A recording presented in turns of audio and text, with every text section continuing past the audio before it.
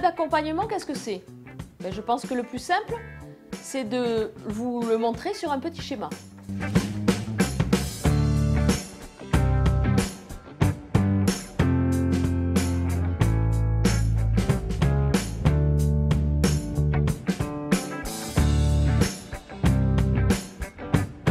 Voilà, considérons qu'on est dans la vallée de la Garonne ou de la Dordogne. Donc on va positionner la rivière. Elle va être ici. Voilà.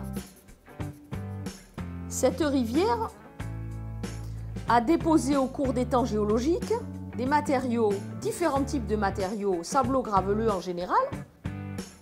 Ces matériaux ont été déposés dans ce que l'on peut considérer être la vallée de cette rivière, de part et d'autre.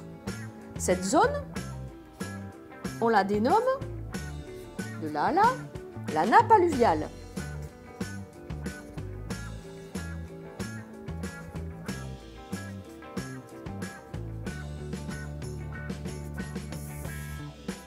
Au sein de cette nappe alluviale, dans ce cas de figure-là, on voit qu'il peut exister deux types de nappes.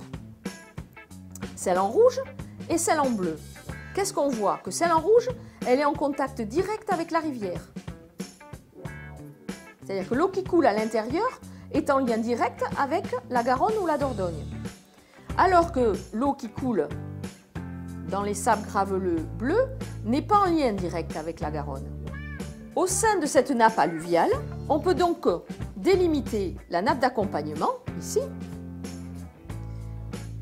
qui est en lien direct avec la rivière, ce qui correspond à tous les matériaux rouges que l'on voit ici.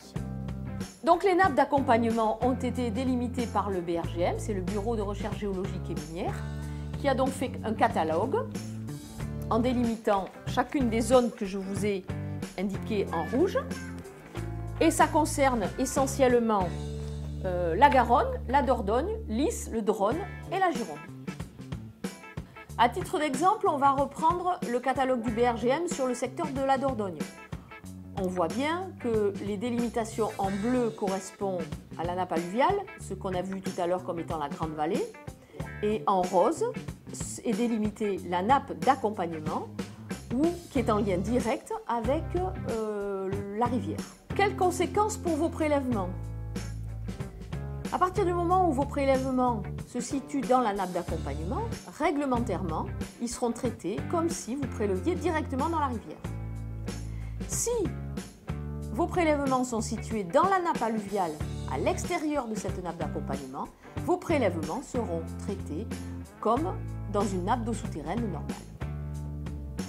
Ce qui veut dire aussi, et vous l'avez bien compris, que votre prélèvement en nappe d'accompagnement sera considéré dans le cas d'une restriction sur la rivière de la même façon que si vous préleviez dans la rivière.